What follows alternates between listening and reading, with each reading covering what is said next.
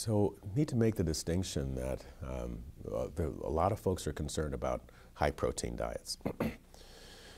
A lot of it has to do with concerns that protein overload causes kidney disease, and there's a fair amount of data to support that.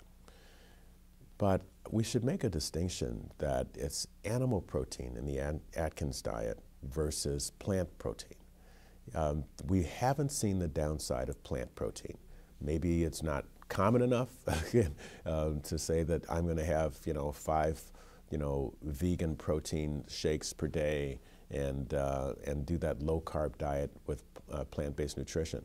The one article that I know talked about in Journal of the American Heart Association in 2015 looked specifically at low carbohydrate diet in the people who had a heart attack.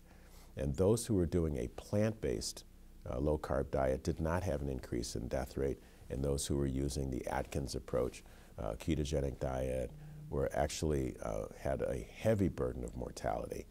Now, is it the absence of carbs? Probably not. Is it the protein overload? Maybe, but there's saturated fat.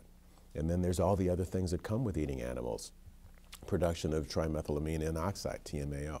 There's IGF-1, that's insulin-like growth factor 1. There is a variety of chemicals that everyone knows about, saturated fat, cholesterol. And then the one that people probably hadn't heard of or they thought it was good for you is heme iron. And right now, if you add up all the literature, which I try to do, I would say the #1 candidate is heme iron.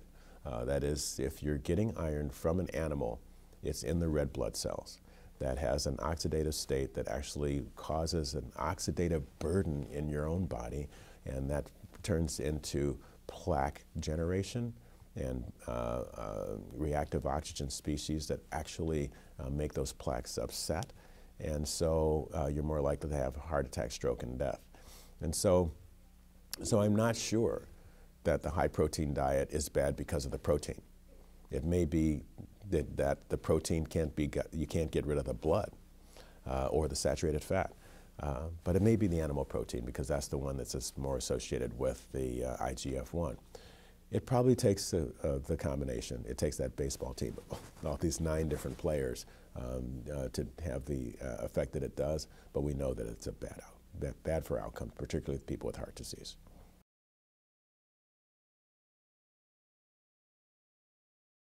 So red meat kills.